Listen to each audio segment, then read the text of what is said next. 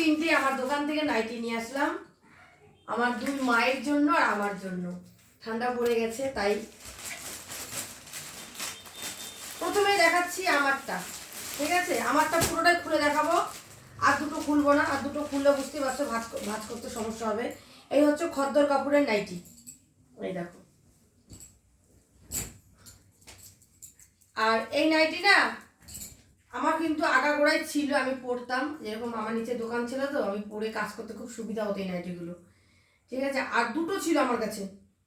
তো নাইটির অবস্থা এই জায়গাটা জানো তো, রান্না করতে করতে আমার এই জায়গাটা পুরো নষ্ট হয়ে যায়, জানি না কেন এই জায়গাটা খারাপ হয়ে যায়।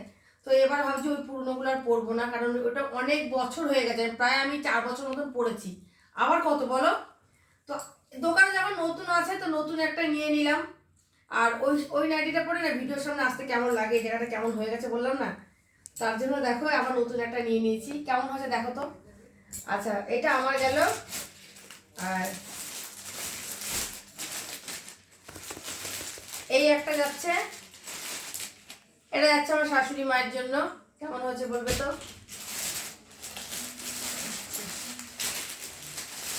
এটা থাকছে আমার মায়ের জন্য, এই দেখো সুন্দর না? আর এই নাইটিগুলো সব থেকে বেশি কি বলতো, যারা একটু বয়স্ক না তাদের পরলে বেশি আরাম পাবে, মানে গরম কাপড় তো পরে তারা শান্তি পাবে, তার জন্য কিন্তু আমি নাইটিগুলো দিলাম। দুজনাকে নাইটি দুটো দিলাম, মানে একটা একটা করে দিলাম, আর আমিও একটা নিয়ে নিলাম। খুব মানে কাপড়গুলো কি বলবো বন্ধুরা, এতটাই মুলাম নরম। এদিকে এটার সামনের থেকে আন, এই দেখো একদম নিজে।